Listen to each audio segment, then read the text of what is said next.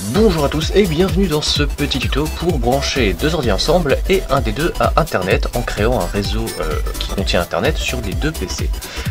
Donc tout d'abord on relie le premier PC avec un câble éventuellement Ethernet, on peut le relier également au Wi-Fi mais bon je vais mettre un câble Ethernet entre la box et le PC numéro 1 pour qu'au moins il reçoive internet.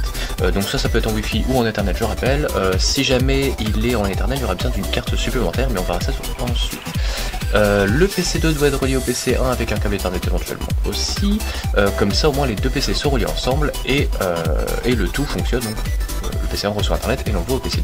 Donc comme je disais, le PC1 doit avoir une deuxième carte si jamais les connexions sont en Ethernet. Donc là j'ai dessiné des petits traits, puisque en général la carte mère contient une prise Ethernet, mais il faut rajouter une petite carte pour que le PC1 puisse servir de modem si on veut, et envoyer via une deuxième carte le signal. Donc il le reçoit à partir de la box et il l'envoie à partir de la petite carte réseau. Donc dès qu'on a branché les câbles, on passe à la config virtuelle. Donc la première carte, non ça on s'en fout.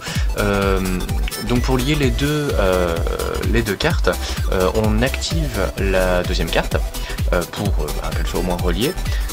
Et on config la première carte en activant le partage. Alors là il était déjà confirmé, donc je le décoche et le recoche comme ça, voilà, ça je le confirme. Et donc là on a activé le partage entre les deux ordis, c'est la première étape très importante.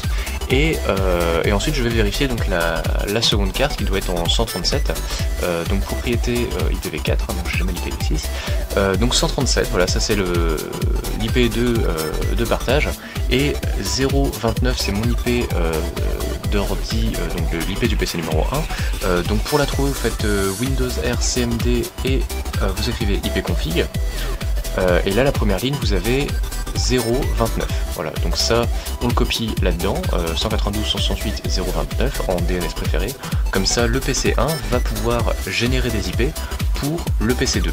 Voilà, tout simplement. Et là c'est pratiquement la fin, donc on vérifie que le partage est bon et que l'IP a bien été rentré, donc l'IP du PC a bien été rentré en DNS. Et là on est prêt donc à partager. Le PC numéro 1 va donc recevoir de la box les signaux les signaux d'internet tout simplement, et va les partager au PC numéro 2. Voilà, comme ça avec un seul câble on peut alimenter donc deux PC pour internet. Donc voilà. Donc merci à tous d'avoir regardé ce petit tuto, en espérant que ça vous ait plu. N'hésitez pas à laisser un petit commentaire, un petit like éventuellement, parce que je m'en fous. Mais surtout allez visiter mes autres vidéos, il y a d'autres tutos et pas mal de conneries. Donc bonne visite sur ma chaîne et à très bientôt.